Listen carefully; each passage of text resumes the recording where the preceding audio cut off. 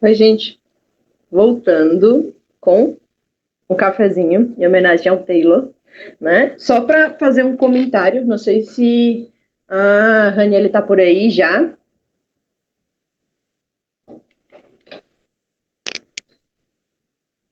Tá por aí? Acho que ainda não, né?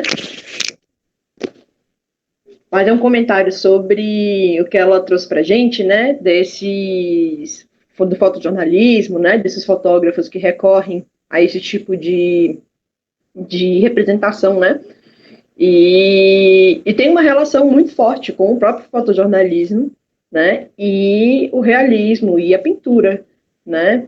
Esses artistas, eles vão se relacionar com a fotografia de uma forma muito particular, de que, em primeiro momento, a gente não tem essa grande querela, né? Que muitos gostam de pontuar entre a fotografia e a pintura, né? Porque a partir do momento que a gente ressalta essa querela entre a fotografia e a pintura, a gente ofusca, né, esses entrelaçamentos que ocorreram entre a fotografia e a pintura, que foram muitos. E dentro um desses entrelaçamentos, tem sim essa volta, né, desses fotógrafos às obras, né, essas obras de arte, de uma historiografia da arte, em busca não só de temáticas, mas também de representação, né? Então a gente vai ver muitas fotografias, a gente vai olhar para aquela fotografia e a gente vai saber que aquele fotógrafo, quando ele conseguiu captar aquela cena, ele tinha em mente uma obra específica, né? Ele tinha em mente todo um gesto, um arcabouço da história da arte, né? Então, sim, o que você disse tem super sentido, né? De ter essas relações mesmo do fotojornalismo com esse período específico. Lembrando que a fotografia nesse período está, né, em ascensão, né? E a partir dali de metade de 1800 para frente, a fotografia começa a ganhar mais cena também, né?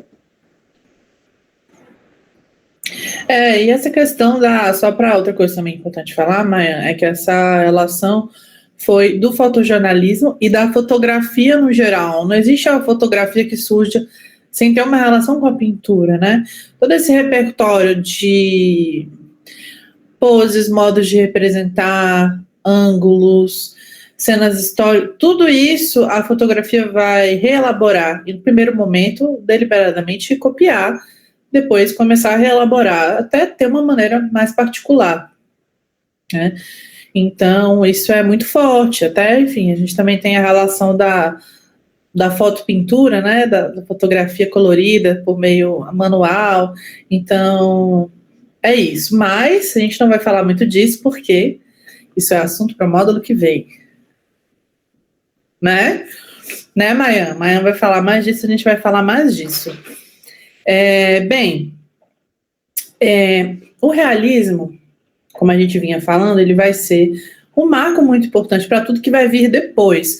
Então, a gente pode perceber que o realismo, essas expressões realistas vão ser comuns também em uma série de outros artistas que a primeiro momento a gente não diria, tá? Que guardam uma relação com o realismo, né?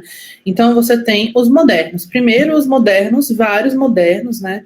Vão fazer referência a Courbet por conta justamente da questão do tratamento do tema, na questão também de como expandir essa ideia dessa pintura transcendental, da pintura da obra-prima, e trazer isso para uma proximidade do cotidiano, tá? E, enfim, nós vamos também ter uma série de outros realistas que vão ser super importantes, alguns vocês conhecem, até de meme que seja, tá? Mas o Courbet, realmente, ele acaba sendo esse nome que é bastante falado. Então, vamos retornar a ele para a gente seguir, que a gente tem muita coisa para ver ainda.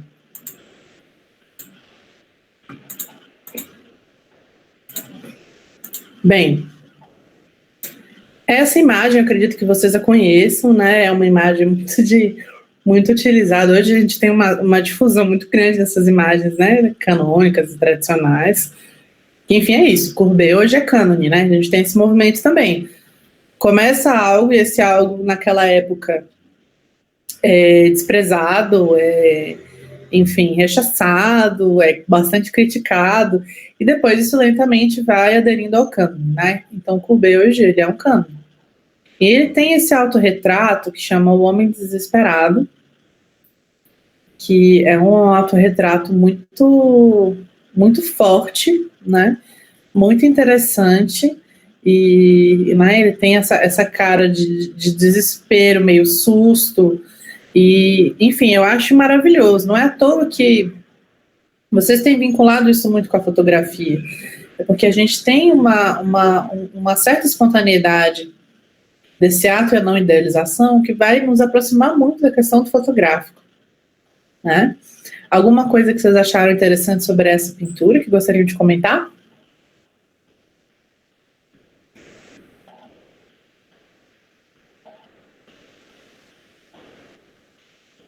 Alguém? Não? Então, aqui a gente tem esse caráter dessa espontaneidade do gesto. Percebam que aqui o enquadramento é muito importante também, porque você vê que os braços não são representados na sua inteireza, né? Então você tem essa ideia de frame, a gente contemporaneamente pode dizer isso, tá? Então isso também põe em evidência esse corpo que é representado, né? Põe em evidência essa figura humana que é representada, tá? Então, é uma obra muito, muito incomum, até porque o autorretrato não costuma ter esse traço de desespero, né? Tem uma certa sobriedade nas representações, nos autorretratos, né? Vocês sabem que o autorretrato era uma coisa muito comum, tradicionalmente pintores e pintoras o fazem há muito tempo, né? Então, é uma coisa quase de praxe. Ana, Diga. eu acho que ele traz essa ideia de conseguir capturar como se fosse os sentimentos mesmo, quase que aquilo que está afligindo a alma, e acho que atrelado a isso que você está dizendo, eu sinto como se fosse saindo mesmo mais uma vez, desse lugar dessa idealização, que os autorretratos normalmente eles vêm com uma forma mais, não sei se seria superficial a palavra certa, né? Mas menos humana, assim. E acho que como a proposta é, de fato, trazer em pauta essa questão da representação mesmo da humanidade, no sentido, né, do que é o viver, o ser homem, etc. e tal, me chamou muita atenção essa forma como ele coloca. Me parece que é muito entrelaçado com isso mesmo, com essa ideia de mostrar a realidade, o real, o que é de fato o desespero, e no caso, ele não pinta o desespero de alguém, ele mostra o desespero dele, trazendo justamente essa humanidade, essa procura mesmo de sair dessa idealização de perfeição, talvez, enfim, é isso. Não, perfeito, é isso. Então aí, exato, então ele mostra ele mesmo, né? Isso nesse desespero, nessa vista nessa cena, que é uma cena que vai fugir dessa tradição de sobriedade, ou de elegância, ou até de um glamour, né, que os autorretratos possam ter, exatamente isso. Percebam também a ênfase na musculatura, tá? Todo o trabalho de claro e escuro que o Courbet vai ter. Isso enfatiza o próprio movimento, né? Esse movimento das mãos, ele é enfatizado quando ele é representado nessas nuances. Então, ele tem todo um trabalho de representação da carne, né? Que é muito interessante, que aí a gente também remonta novamente ao barroco, né? Um contraste bastante intenso, um fundo mais escuro, né? E uma composição também que vai nos levar ao dinamismo, né? Com as nossas linhas diagonais. E aqui eu trouxe uma vaca, um estudo de uma vaca, de uma pintora, Rose Bonnet, que era uma pintora realista, gente, e que tem uma série de pinturas de animais que são muito incríveis, muito lindas, maravilhosas. Enfim, como muitas mulheres dessa época, ela não expôs muita coisa que ela produziu, então coisas que foram depois adquiridas pelos museus, E depois vocês procurem mais trabalhos dela, que eu achei, essa vaca é fascinante, né? Muito, muito linda. E é isso, uma cena prosaica, uma cena comum, né? Então, se hoje a gente acharia comum ter um quadro de uma vaca em qualquer lugar, né? Para a época esse tema da vaca deveria integrar uma paisagem, não deveria ser representado como uma coisa à parte. Ainda que esse quadro seja um estudo, ele é um estudo bem encaminhado, né? Então, mas assim, ela vai ter outros que não vão ser estudos, tá? Por isso que eu tô falando também. Vai ter outros que vão representar animais, mais ou menos como esse, né? Animais no campo, e que vão ser obras mesmo, à parte. Mas eu trouxe esse porque isso é muito bonito. E é isso, então, você vê esse elemento do prosaico, uma cena cotidiana, uma cena comum, e esse modo de representar que a gente já consegue, né? Acho que imagino que vocês consigam ver também uma relação entre esse modo de representar e o próprio impressionismo, né? A gente já consegue ver a questão dessa certa luminosidade desse quadro, a questão com o trabalho das pinceladas. Então, é isso, né? Então, aí o impressionismo vai acontecer no final do século XIX já. Aí a gente está em 1840. Então, é isso. A gente não tem, obviamente, não se fala muito, né, das mulheres artistas. Eu sempre gosto de trazer as mulheres, né, porque isso também é uma questão de um reconhecimento, porque para essas produções serem reconhecidas, você tem uma série de apagamentos que são feitos, né, na história da arte também.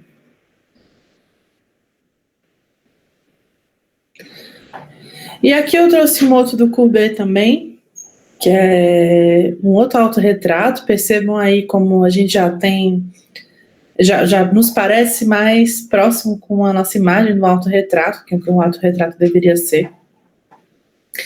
Mas ainda assim, esse é um retrato muito, muito interessante também, porque novamente, a herança, né, do barroco, esse apreço aos grandes contrastes, essa luminosidade no rosto mais dramática, tem uma certa graça também no jeito que ele segura esse cachimbo, mas tudo ainda muito, muito prosaico, muito comum, né, sem essa idealização também, a gente percebe na representação da pele, né, do cabelo e tudo isso. Então,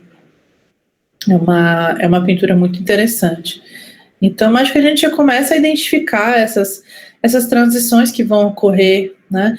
Então, ainda que ele ainda faça algumas modulações no uso da tinta, trabalhe bastante o drapeado, os claros escuros, a gente já consegue ver uma similaridade maior entre essa produção e a produção posterior do impressionismo. Então, acho que aí novamente a questão também do enquadramento é bem interessante, né? O fundo escuro já dá essa dramaticidade e é isso. Acho que essa característica do espontâneo, em grande parte, ela acontece porque é uma representação de algo em que você tem como se fosse uma cena, como se fosse um lapso, uma parte apenas, né? Então, focando nesse sujeito, ainda que seja um autorretrato, né, você vai ter uma série de autorretratos que vão mostrar o corpo, vão mostrar outros elementos, né? Mas aqui é isso, uma composição muito centrada no rosto do artista.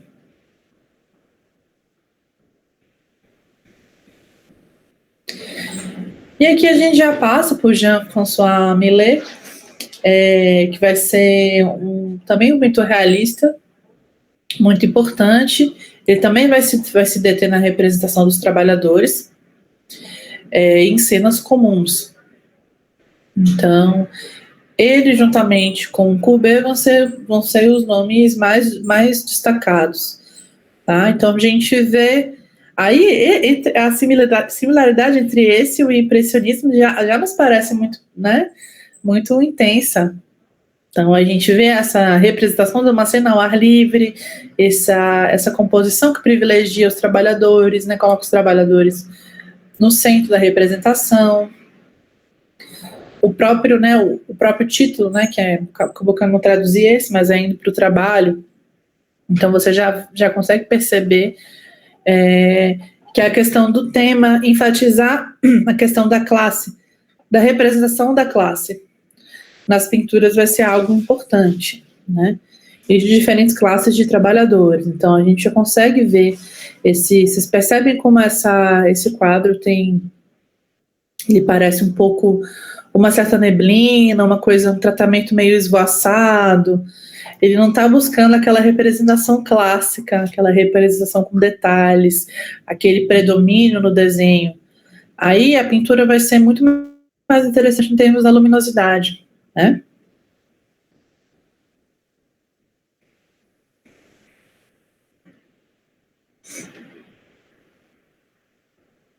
E aqui também outro dele, que eu acho que é muito, muito lindo também, do Millet também,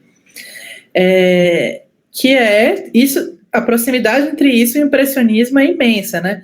Então, se o impressionismo começa ali por volta de 1867, com o quadro do Impressão Sol Nascente, né, Impressão Amanhecer, você já tem aí esses elementos que antecedem. Então, essa própria utilização dessa técnica, que é basicamente uma técnica que você tem uma camada de tinta por baixo e você tem uma aplicação um pouco mais rala. É como se ela tivesse uma aparência de suja. Você consegue perceber a textura do pincel em vários pontos. E aí eu estou falando para vocês de uma coisa mais técnica de pintura, tá? Mas que é importante. Então você vê esse desenho muito marcado, a questão dos contornos escuros, ao mesmo tempo que tem essas texturas por esse uso do pincel, muito, muito destacadas. Então já é um tipo de produção que vai se aproximar muito da produção moderna, tá? Então o realismo é esse último momento, né? Esse momento de transição muito grande. Outro pintor, ele era pintor, gravador, ilustrador, vai ser o Honoré Daumier, que tem um trabalho muito forte também com a questão dessas representações de cenas do cotidiano, com todos eles, mas sobretudo com um caráter mais caricatural, que vai aparecer especialmente nas ilustrações, nas gravuras. Mas nesse caso, nessa pintura também, a gente já consegue identificar nessa representação humana, tá? Então, aqui dá até para a gente ver a assinatura dele aqui, se vocês virem, tá até bem grande a assinatura dele. Então, percebam essa exploração das massas, estão vendo aqui? Das massas e dos volumes, tudo muito marcado, um degradê, mas o degradê no certo sentido muito, muito sujo, não aquele degradê limpinho, né? Que para você fazer isso, você tem que dar uma manchada, por isso eu estou falando de um degradê mais sujo. Você tem que dar uma manchada para conseguir esse efeito. E dar uma manchada até com cores diferentes. Vocês conseguem ver aqui os cinzas, os marrons. Então, já é a pintura enquanto, né, já se aproximando desse tratamento enquanto algo material, né? Então, a tela como sendo algo material. Não como sendo, como coloca, né, até no texto né, que nós lemos para essa aula, não como sendo uma janela para o mundo, como a gente tem aí no Renascimento e no Neoclássico, nesse sentido de representar uma cena idealizada e não destacar a materialidade do meio. Quando se fala na questão de uma tela para o mundo, que é como se você visse uma cena, então se aproximar dessa cena como ela é. Mas aqui a gente tem, sim, um tema realista, mas um modo de tratar que vai ser enfatizando a questão das texturas da própria tela. E isso não era uma coisa tão comum. Ana, Oi. Eu tenho uma dúvida. Que eu estava refletindo aqui sobre pela lógica, pensando que eles são realistas. Então, eles queriam retratar as coisas como elas são realmente. Então, até pegando o próprio tema do cotidiano, do trabalho, essas coisas. Na minha cabeça, pela lógica, então, eles teriam que retratar como se você olhasse para uma tela e você visse o mais fidedigno possível. Entende? Na técnica. Só que a gente está vendo que eles estão com uma estética diferente. Então eu estou me perguntando se talvez eles estão com essa estética para fazer uma separação do romantismo, para não só em relação ao tema, mas através da estética também se opor. Mas pela lógica que eu coloquei na minha cabeça, na verdade, tinha que ser de outra maneira. Tinha que ser uma coisa muito mais real, nesse sentido da palavra. Sim, mas é que aí a importância é ter colocado isso, Taylor. Mas é que aí a gente, é uma distinção que eu não tinha pensado em comentar sobre isso, mas que me ocorreu agora, que é importante fazer. É porque a gente tem, a técnica, ela nos afasta. Deixa eu até voltar para olhar para vocês aí, peraí. Isso é uma coisa difícil de explicar. A técnica, ela nos afasta da realidade. Então, nesse sentido, representar de uma maneira realista não iria ser representar que nem os neoclássicos, entendeu? Então, ainda que eles adotem, o Daumier se dá mais liberdade, mas o Courbet e outros, eles utilizam essas técnicas, heranças da academia, só que eles fazem de uma outra maneira, de uma maneira muito própria. Porque a gente está acostumado a pensar, porque assim, a gente tem esse sentido da palavra, é por isso que eu não falo que nenhuma obra é realista, vocês perceberam a problemática disso? Por isso que eu falo naturalista, não falo realista, porque o real na nossa cabeça é próximo da natureza, mas um próximo da natureza, vocês falariam que uma pintura neoclássica é mais real do que uma pintura realista, nesse pensamento, entendeu? Mas a técnica nos afasta disso, porque se você for olhar a pintura neoclássica, isso é completamente distante do que a gente vê na realidade. Nesse sentido, acho que os quebradores de pedra ainda são mais, de fato, nos aproximam mais pela questão do espontâneo e por alguns traços ali também do desenho, um apreço ao desenho, uma questão com a tonalidade e tal, né, pictórica. Mas é isso, então o real não é o real no sentido de representar anatomicamente XYZ, ou então usar, porque assim, isso tudo é uma ilusão. Então, nesse sentido que eu falo que a técnica nos afasta da natureza. E isso os impressionistas e os modernos vão levar isso no limite. É por isso que eles vão ter uma série de rupturas com essa questão da técnica. Porque é nesse sentido, não sei se eu consegui me fazer compreender, mas o real, esse real do realismo não é o real no sentido do tema dos trabalhadores, temas sociais, críticas, e é o real no sentido de um aspecto não idealizado. Mas não é o real no sentido de vou pegar toda a herança do neoclássico para fazer aquilo ali ipsilíteres, igual. Não. Sabe? Então, nesse sentido é isso. Eu acho que utilizar da pintura e colocar a pintura enquanto meio, enquanto algo material, que é a textura. A textura lembra que a pintura não é janela. No caso de textura, lembra que a pintura é uma superfície com algum material ali em cima. Então, eles começam a se dar essas liberdades de manejo com a tinta, essas liberdades de representação. Né? Tem até eu estava até lendo num outro texto sobre Courbet, que o Apollinaire vai falar, aí já no modernismo mesmo, que o Courbet vai ser o pai dos pintores modernos. Por conta disso, sabe? Então, essa palavra real é uma palavra, para a pintura, é uma palavra difícil. Então, que a gente usa, né, que se a gente não usa, mas muita gente fala, não, porque essa pintura é meio realista, meio... eu acho que tem, né, isso causa confusões, né, porque tem você pode dizer que ela, né, eu prefiro falar que tem um rigor no desenho, que ela tem um trato X da iluminação, porque percebam também que se você for pensar, sei lá, naquelas pinturas, nas pinturas neoclássicas, a gente vai ter aquelas paisagens, umas paisagens que vão aparecer no fundo, né? Não a paisagem enquanto tema, porque isso vem depois, mas você vai ter aquelas paisagens do fundo e tudo muito ameno, uma luz muito grande, uma coisa assim, como se eles estivessem no paraíso, entendeu? Então a gente tem que olhar que isso daí também é idealização. Então, o real vai ser nesse sentido. Isso na literatura também vai ter um tratamento muito próprio, né?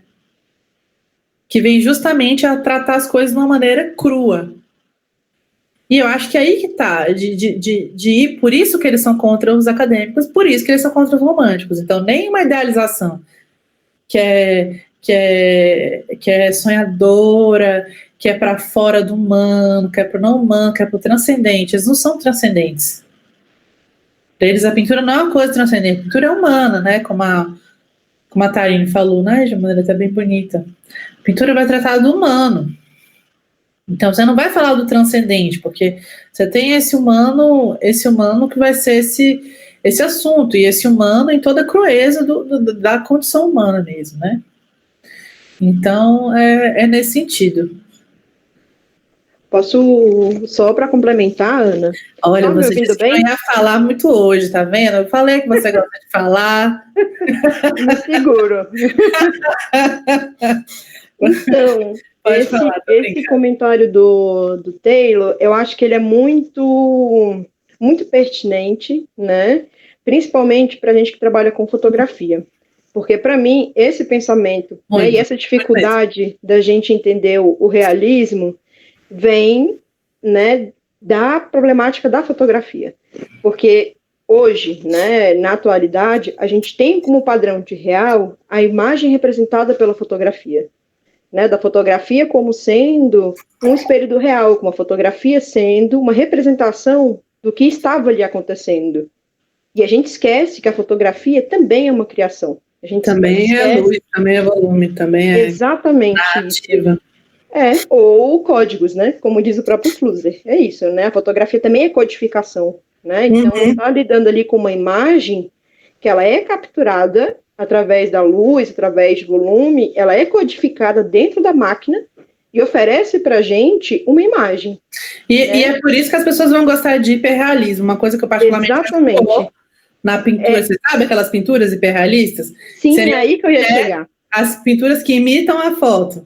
Exato, porque o que a gente tem quando fala, porque o realismo, o período do realismo, a ideia que vem na cabeça, a primeira coisa, são as pinturas do hiperrealismo, que tem a tendência a copiar, né, a mesma função da fotografia, né, e não do que foi o próprio realismo, né, e não do que foi a pintura antes da arte moderna. Então, eu acho que a fotografia, ela vem, né, de modo geral, para confundir o nosso entendimento da pintura. Atrapalhar, principalmente, né? Exato. E principalmente sobre o próprio funcionamento da fotografia, né?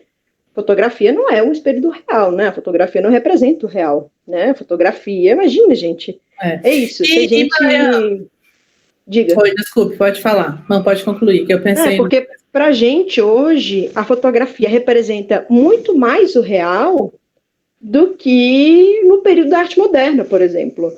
Naquele período, eles sabiam que a fotografia não era a representação do real. Gente, a gente tinha fotografia preto e branco, né? A gente tinha, né, as modificações, as colagens, a gente tinha muita coisa, os recortes, modificações da fotografia. Isso era normal para eles. Eu acho que o que a gente tem hoje, e aí a gente não pode, né, nunca esquecer que tem esse viés político também, ideológico, de entender essas fotografias como sendo um espelho do real, né? Eu acho que isso bagunça com o nosso subconsciente mesmo, né, em relação a essas classificações do que é realismo, do que é naturalismo, do que é uma representação hiperrealista também, né? Enfim, era só isso, que a fotografia tem um papel aí de desorganizar tudo. Eu tenho uma dúvida também, rapidinho. Será que essas escolhas estéticas que eram bem utilizadas aí no período do realismo e também do impressionismo não era justamente para destacar mais essas questões do cotidiano, vamos assim dizer, já que a gente tem uma cena que é tão comum, aí usar, por exemplo, essas pinceladas que são mais fortes para a gente justamente parar e conseguir prestar atenção nesses momentos, porque, né, no neoclassicismo parece que talvez utilizassem essas técnicas mais, vamos abrir aspas, realistas, assim, do que a gente vê de fato, justamente para fazer a gente conseguir imaginar o que seria aquela cena que estava sendo... que queria ser demonstrada, né, por exemplo, alguma coisa bíblica, etc. Bem, fiquei pensando muito nisso que você falou, Raniele. Eu acho que tem uma questão aí que acho que é nesse sentido de que a técnica nos afasta do que as coisas são. Então, eu vou prescindir de usar aquele desenho X, de usar aquelas cores, como você falou, neoclássicas, pasteizinhas e tal. Não vou fazer isso. Eu posso usar um pouco de cor, eu vou usar um vermelho, eu posso usar algumas cores berrantes, ou então alguns tons terrosos, como a gente viu. Aquela do Daumier, eu estou falando tudo isso porque é importante a gente ver a obra do Daumier no sentido de que ela tem muito da caricatura. Uhum. Então, ela tem uma certa estilização própria. Então, ele vai fazer muitas gravuras. Eu vou mostrar outra obra dele também. Então, mas assim, pensando a do Courbet e do Millet que a gente viu, tem isso, nesse sentido de que pensar muito em como representar essa coisa, isso tem um processo muito menos do que, por exemplo, vou dar um exemplo, acho que fica mais fácil. Se eu estou aqui na mesa e tem uma pessoa que quer fazer um retrato meu, ela pode sentar aqui na minha frente e fazer um retrato na hora. Um retrato com a mão solta. Aquele retrato de desenho mais livre e colorir na hora. Ou ela pode fazer de memória. Ou ela pode tirar uma fotografia minha e fazer em casa. Se ela tira uma fotografia minha, ela vai perder o aspecto do momento, um aspecto da luz do momento, que não é a luz da fotografia, mas é a luz do que você está vendo, que é diferente, porque a fotografia tem toda uma codificação que, inclusive, vai apreender a luz de uma maneira diferente. Então, né, quem fotografa sabe que no modo como você configura a câmera, se for uma digital, e se for uma analógica de outras maneiras também, mais complicadas, você vai conseguir captar uma imagem, porque você vai pode captar 1 milhão de fotografias diferentes da mesma coisa, de acordo com as configurações, né? De acordo no analógico, de acordo com, enfim, o filme, de acordo com uma série de coisas, né? Então, você vai medir a luz, você vai pensar num lugar, sabe? Então, assim, é isso. Então, esse meu retrato mais livre e espontâneo, ele seria o retrato do momento, e ele poderia ter algo de mais solto, de mais espontâneo mesmo. Enquanto que esse outro retrato, copiado a partir da fotografia, ele poderia ser muito exato. Mas ele provavelmente seria menos espontâneo do que esse na hora de enfatizar o que você acha que deve ser enfatizado, de pegar essas nuances do momento. Então, é nesse sentido, sabe, que eu acho que eu te respondo, né? Então, de usar de mais liberdade justamente para captar aquilo que está sendo representado. Porque essa pintura vai ter um tanto quanto de observação. Courbet falou que ele via aquilo ali todo dia. Então, ele está tratando um tema que ele conhecia muito bem. No caso daquelas, ele vai naquelas cenas que ele tinha contato, porque ele tinha uma origem rural. Então, aquelas cenas eram cenas todas comuns. Então, é nesse sentido. É porque eu acho que isso diz muito também, isso diz muito de compreender como é que era o processo desses artistas. Porque a academia é isso, para você fazer uma tela. Hoje você faz uma tela, vou ali fazer uma tela, faço um desenho na hora. Não, gente, não era assim, não. Você tinha um processo de estudos, uma série de estudos do desenho, por alguns séculos, ele não foi considerado uma arte à parte, ele era uma arte que servia, uma linguagem que servia para a pintura. Ele era uma preparação para a pintura. Depois que ele ganha esse status de uma linguagem própria. Então, você tinha o desenho quanto preparação da pintura, você tinha todos os estudos também, que você faria, né? Os estudos de desenho, depois os estudos de desenho e pintura, sabe? Então, para depois você chegar no quadro. Então, esses artistas, eles vão quebrando essas coisas. Então, não vai tendo tudo isso, né? Então, os impressionistas, por exemplo, aí seria até interessante saber, por exemplo, como é que era o processo de pintura do Courbet. Não sei, nunca li sobre isso. Mas os impressionistas eram assim, eles saíam para pintar plein air, né, que eles chamam, ao ar livre, eles saíam para o parque, eles saíam para captar essas nuances da luz. Por isso que esse nome, né, veio o nome impressionismo. Então, é nesse sentido. E a Mayan falou uma coisa muito importante, eu não tinha pensado nisso que ela ressaltou, mas é total isso. É total. A nossa noção de real é uma noção de real com base na fotografia e no entendimento de que a fotografia é o espelho do real, mas a fotografia não é o espelho do real. Ela pode enganar muito bem, mas ela não é. E uma outra coisa que eu ia comentar também, que quando a Mayan estava falando, é a questão de que o próprio hiperrealismo, ele vai ser um eco do realismo nos anos 60. Então, nós vamos ter no século XX muitos ecos do realismo, né? Só que é isso, então ele vai combinar o próprio realismo com a fotografia, o realismo, né, do século XIX com a fotografia, né? Sim, obrigada. Por nada. É isso, então vejam como as coisas são complexas, né?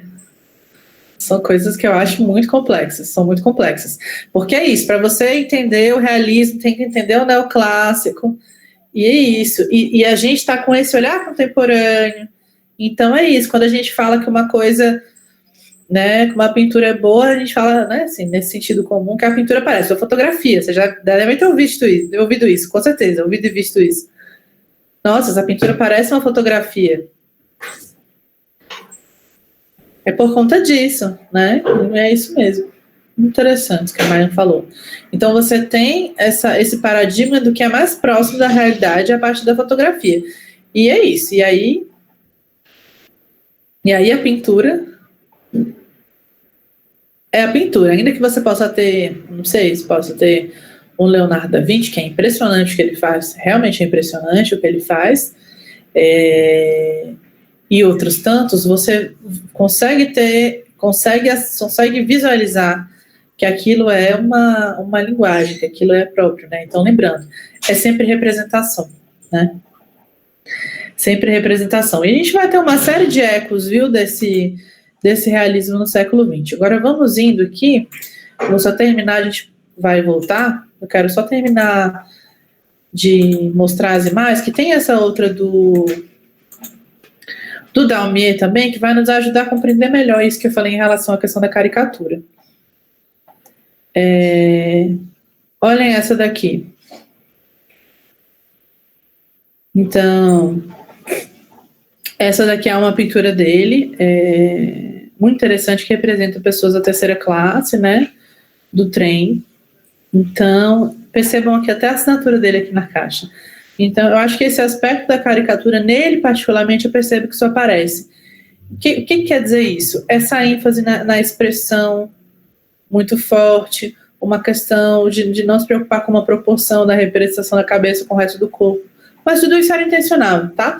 Então, eu percebo que isso é evidente no trabalho dele, que já se aproxima daquela linguagem que a gente tem proximidade mesmo do próprio jornal, né? Como essa também. Então, percebam, ele tem um tratamento mais caricatural, tá? Então, por isso que eu não gostaria de pegá-lo para a gente pensar em todas, né? Mas então, eu percebo que ele solta mais a mão, vamos dizer assim, falando no termo, né, de artista, ele solta mais a mão para fazer as coisas, ele não está tão amarrado, né? Então, aqui, essa daqui é uma gravura dele, tá? Uma litografia. Vocês podem ver que é litografia porque a litografia tem esse aspecto de parecer um lápis, mas só que um lápis muito suave, né? Então a gente consegue ver com muita suavidade aqui nessas sombras. Então, é isso. Então, o Daumier, ele é uma realidade particular. E aqui, gente, isso não é Daumier não, perdão, coloquei errado aqui. É o François Millet, As Explicadoras. Esse é um quadro tradicional, né? Vocês conhecem esse quadro dos memes aí, canônico dos memes. Então, é um quadro muito, muito interessante. Então, aí a gente consegue perceber também, novamente, a questão desse ato, né, focado no ato de caracterizar essas mulheres que estão trabalhando, né? Então, elas estão logo no começo, né, não estão mais para o finzinho do quadro, Então, o quadro focado nesse ato.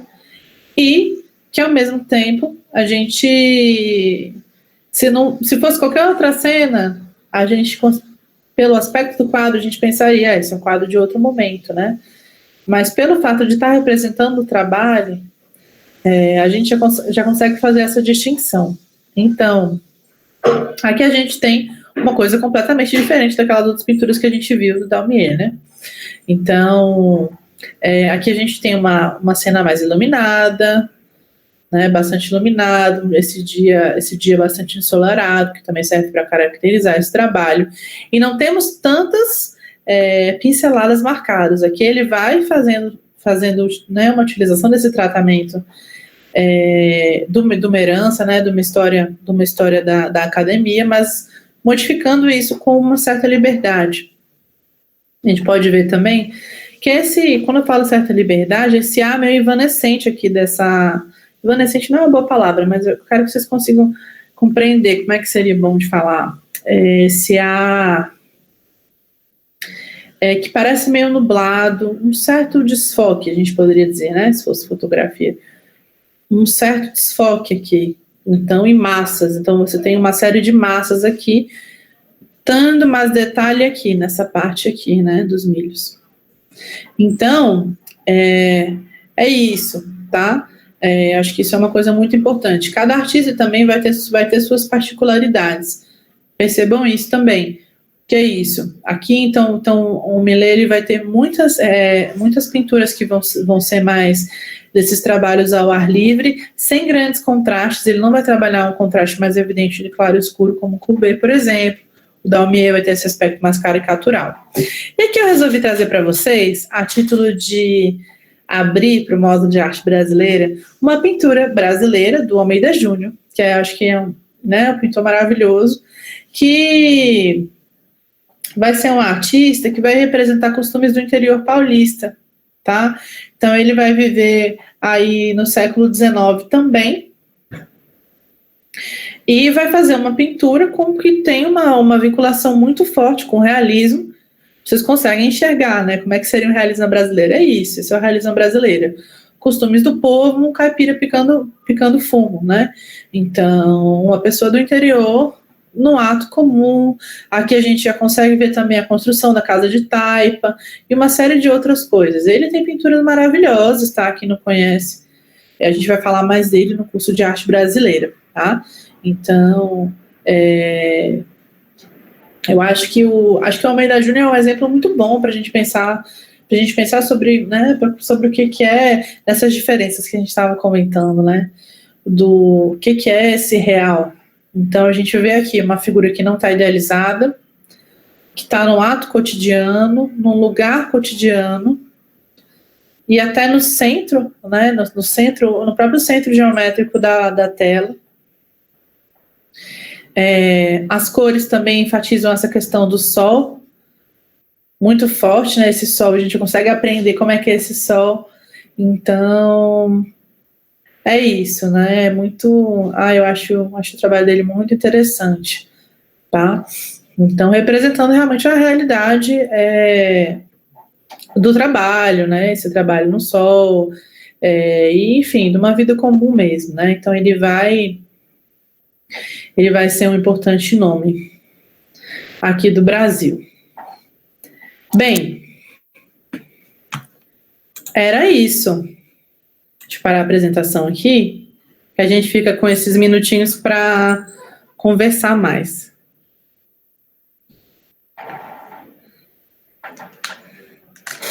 E aí, gente? Mais dúvidas? Vocês trouxeram umas questões interessantes hoje, hein? Mas, olha, não se preocupem que eu acho que, assim, essa discussão a gente vai amadurecê-la melhor no módulo de arte moderna, porque, de fato, eu acho que, assim, o que é mais difícil de entender de arte é a arte do nosso tempo. Não quer dizer que a outra é pior, mas que a do nosso tempo traz umas complexidades. Talvez eu esteja falando isso porque eu vivo agora, né? Mas o que eu quero dizer é que a gente tem uma série de rompimentos na história da arte que vão culminar no final do século XIX. Então, muitas mudanças que vão contra séculos de história. Ao mesmo tempo que a gente tem uma pintura que vai estar apontando para caminhos diferentes, muitos caminhos diferentes. Isso que vão ser as vanguardas. Então, enfim, por conta dessa questão da importância da fotografia, no próximo módulo, a gente separou até uma aula só para falar de fotografia, porque isso que a Maian está falando pode parecer uma coisa assim muito louca, do tipo, como assim a fotografia não é a realidade? Não é a realidade. Um filme de você filmar um trem no trilho não é a realidade, a fotografia também não é, né? Então é isso, é uma coisa de fato muito desafiadora. Que é uma coisa que eu percebo que, assim, a gente tem muitos alunos que trabalham com fotografia, já dei, né? Alguns cursos, eu tenho muitos alunos que são fotógrafos. E sempre é um processo muito grande de tirar essa ideia, que é uma ideia que a gente não sei, no social, na escola, não sei onde a gente aprende isso. Né? Provavelmente na escola. Então, a gente já vem pensando sobre tudo isso. Então, nós vamos desfazer. Então, é isso, gente. Eu falei bastante. Falem aí agora. Dúvidas, comentários.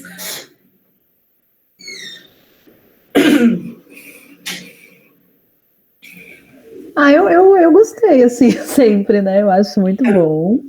Eu acho que as questões que vocês pontuaram em relação à fotografia também é uma coisa bacana, assim, em relação ao que é realidade, o que é cena, o que é fato e o que não é.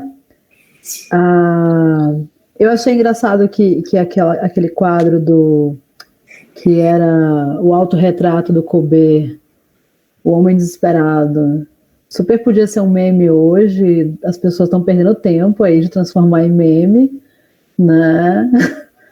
E eu achei tudo isso, assim, achei que ele volta, fica essa coisa meio, vamos voltar a alguma coisa, mas vamos fazer uma coisa diferente, e ao mesmo tempo a gente vê essa questão da igreja cada vez mais perdendo força, né, da igreja não ser mais só a patrocinadora oficial, de talvez até os materiais já serem um pouco mais acessíveis às pessoas, né, de alguma forma.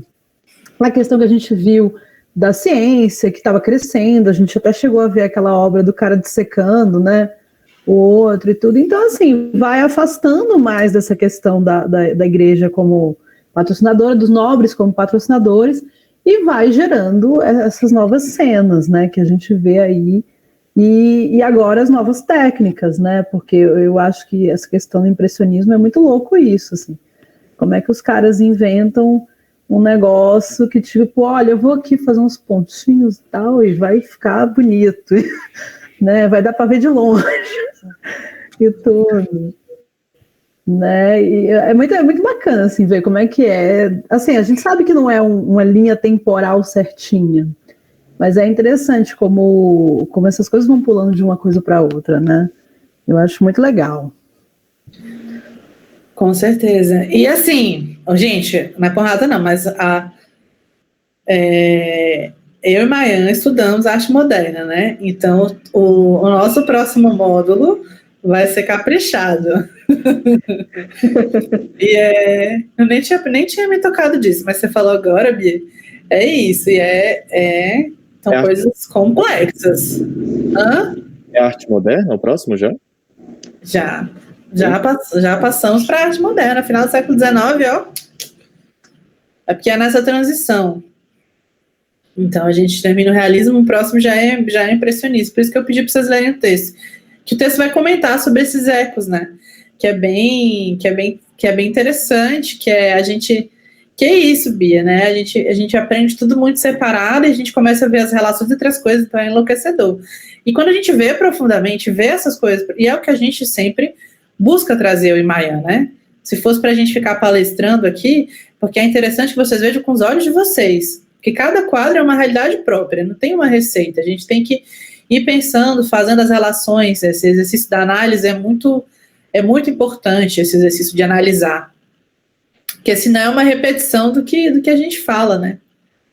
Sim, exatamente. Ficar repetindo o que eu falo, e às vezes vocês podem ver coisas mais interessantes do que a gente viu no primeiro ponto, trazer isso para a discussão, né? Então é isso, é muito complexo.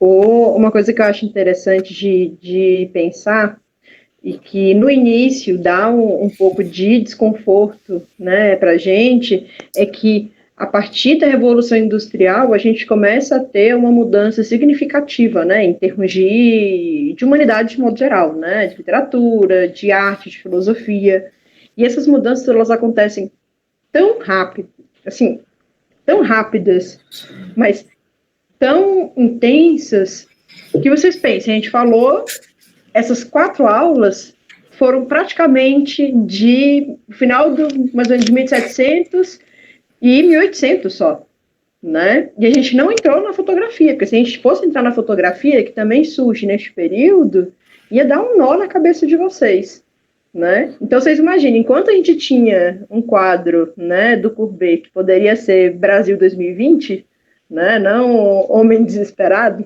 né? A gente tem também várias outras obras obras românticas, naquele mesmo período, né? Então, assim, vejam, essas tensões, elas vão surgindo e essa galera está dialogando entre eles. E tem, sim, um caráter político muito forte em algumas, né? Às vezes a gente não vê nada de político na obra, mas a gente sabe quem foi o pintor, quem foi a pintora, a gente entende que está ali por trás daquela representação, né? E isso eu acho que fica mais evidente a partir do momento ali do impressionismo, né? Principalmente com Cézanne, né? Que tem esse rompimento, né? Com esses paradigmas, né? De como retratar o real. E Matisse, enfim, é um outro universo que vai se apresentar para vocês. Então, eu acho muito interessante como a gente faz esses entrelaçamentos com outras áreas. Né? Eu acho que um dia desse, estava conversando inclusive com o Douglas, que já está aqui hoje, né? Mas que vai assistir em off, sobre o desespero que é a minha tese, né? Porque eu trabalho com um filósofo lá do século III depois de Cristo, que faz uma análise da imagem. Imagine, século III, a gente tem a imagem sendo modificada como imagem judaica, islâmica, a greco-romana e a africana também, porque a gente está ali no Egito, né? Então a gente tem toda essa mescla de culturas que umas amam a imagem, outras odeiam a imagem. A gente tem a Bíblia, a gente tem a Torá, a gente tem 1000 configurações da imagem.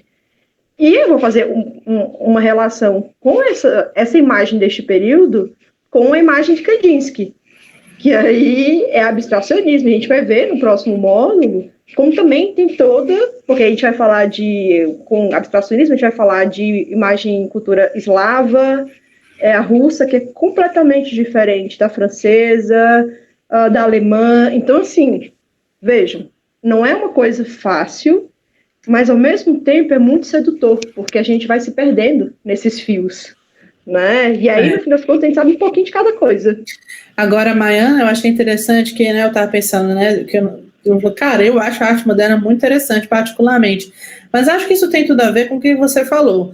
Não só a questão da Revolução Industrial, há uma aceleração do tempo e em lugares mais próximos, isso traz um dinamismo histórico muito louco. E a arte vai estar respondendo a isso em todos os momentos, né? Globalização, tudo isso, né? Sim. E que vai ser muito parecido com o que a gente vai ver na arte contemporânea também, né? Porque quando chega a arte contemporânea, é isso, gente. É ótimo.